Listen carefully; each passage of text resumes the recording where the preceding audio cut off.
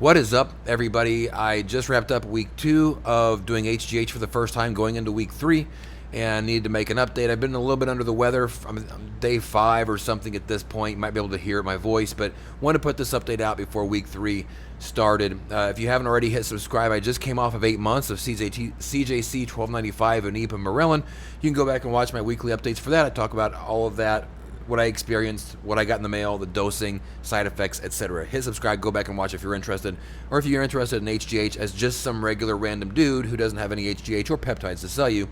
I'm 46 years old. Wow, I'm 46. Every time I say that, it's shocking to hear that number.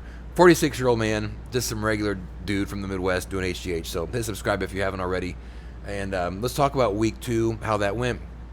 So week 2, I increased my daily dosing. If you remember on week 1, I had mentioned that the prescription amount that they gave me equaled about 1.2 IUs, which turns out to be about replacement level for HGH. And so I talked to my doctor and I said, I'm not really looking for replacement level. I'm looking for above and beyond, right? Not crazy, but above replacement.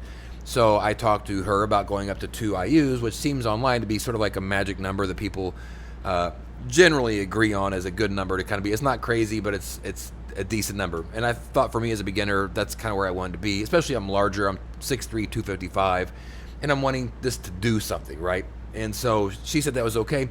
So this week what I did was I didn't jump straight into the 2 IUs.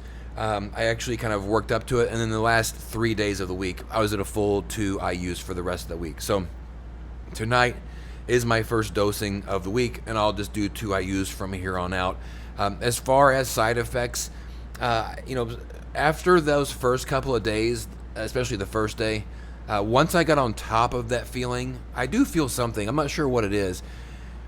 It does feel like there's a little bit of a heart race, and there's a strange thing, and I can't tell yet what it is, but it feels like from my knees down get a little bit heavy almost immediately after I do it. It might still be nerves and some things. It doesn't hurt. It's nothing weird. I mean, it's weird, but I'm not sure if the leg thing yet is in my mind or if it's something that's actually happening, but I don't get all freaked out about anything anymore with it. I'm not having any sort of weird side effects. In fact, the daily pinning is going very well. No bumps, no irritation.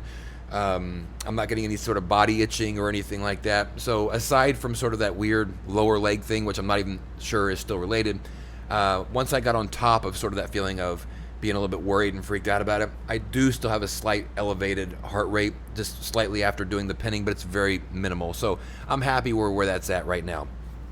And so other than that, there's nothing really to report. It's been a little bit weird because I've been sick. I did sleep really hard the last half of the second week, but I can't tell if that was just the sickness coming on or what, because it's just hard to kind of point to what that is.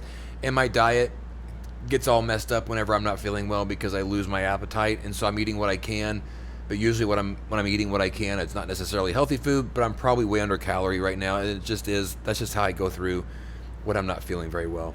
So nothing really major to report. I'm not really expecting anything this month, to be honest with you. I'm kind of just taking this as a foundation building month. I know I've seen some people online talk about they've seen some really good stuff happen over the first, towards the end of that first 30 days, but I'm fine with nothing happening over the first 30 days.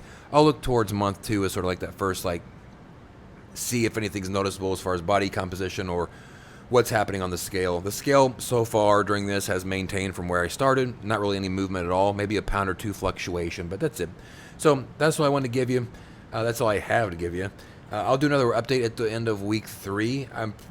They gave me 2 vials whenever I got my first shipment. Each shipment, I guess, comes with 2 vials.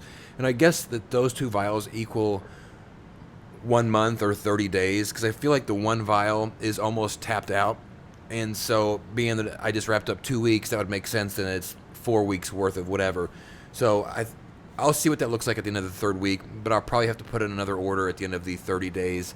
And, it just goes to show that this is going to be a little more expensive. It is going to I do go through the product faster, especially at a higher IU rate, but that's okay with that. I'm okay with that as a short-term process. So thanks you guys for hanging out with me. Sorry I didn't have more energy. I'll have some more next week for next week's video. That's it. We'll see you later. Peace out.